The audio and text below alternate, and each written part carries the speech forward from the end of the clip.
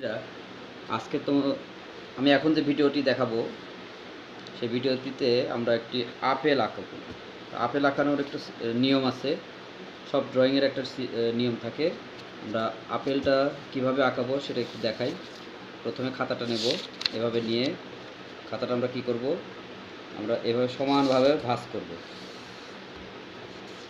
মাঝখান দিয়ে ভাঁজ করলাম।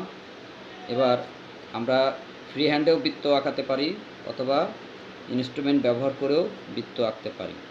তো আমি ইনস্ট্রুমেন্ট ব্যবহার করেই বৃত্ত আঁকিয়ে দেখাচ্ছি।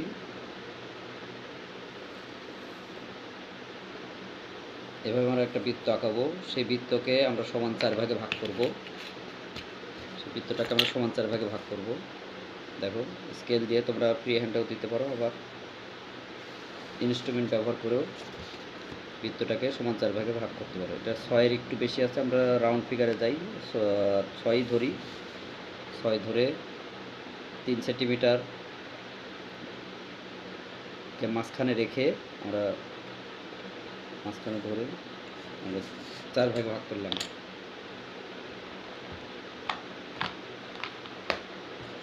আবার কই গেল, দেখো আমরা এখন কি করব, তোমাদের আমার আঙ্গুল, আমি বড় তাই আমার আঙ্গুলের এই শাহাদত আঙ্গুলের 1 আঙ্গুল পরিমাণ করে নিচ্ছি। আর তোমরা যারা ছোট তারা তোমাদের আঙ্গুলের 2 আঙ্গুলের মাথা পরিমাণ তোমরা নিবা। আর আমি কেনি আঙ্গুলের 1 আঙ্গুল আর তোমরা শাহাদত আঙ্গুলের 1 আঙ্গুল এখানে রেখে মোট 6টা বিন্দু নিবা। তাহলে আমরা এখন দেখাই যে কীভাবে নিতে হবে। যে এক ইনস্ট্রুমেন্ট ব্যবহার করে আমরা যদি বৃত্ত আঁকি, তাহলে এই আপেলটা আঁকতে চাই তাহলে এইভাবে আমরা আঁকতে পারি। এইভাবে আমরা রাউন্ডটা দিয়ে দেব।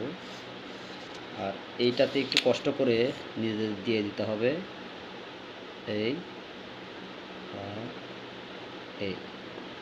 এটাতেও তোমরা এই মাথাটা ব্যবহার করতে পারো।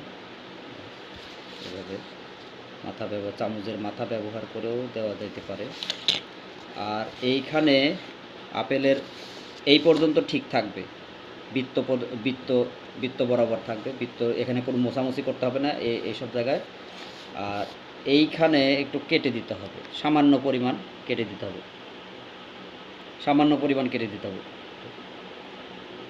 হ্যাঁ, সামান্য পরিমাণ কেটে দিয়ে, তাহলে এখান থেকে এই পর্যন্ত, ওটাও একটু রাউন্ড হবে কিন্তু হালকা একটু কাটবে, পুরোপুরি বৃত্ত থাকবে না, এইভাবে। আর আমরা এখন আরও একটা বিন্দু নেব, সেখান থেকে চন্দ্রবিন্দুর মতো একটু হালকা পাকা করে আপেলের বোটাটা দেওয়ার জন্য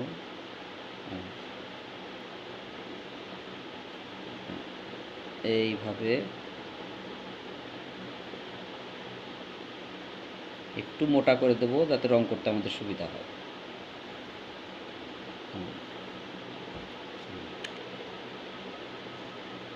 এইভাবে আমরা আপেল আঁকতে পারি। আর এবার আমাদের আপেল আঁকানো হয়ে গেছে।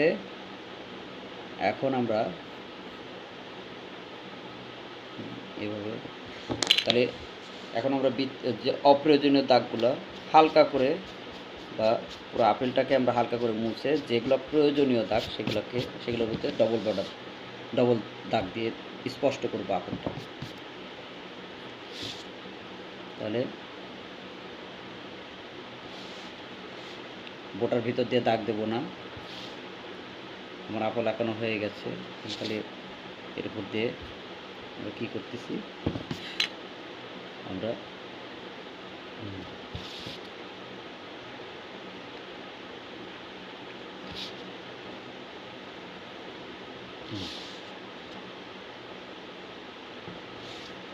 এইভাবে আপেল আঁকতে পারি।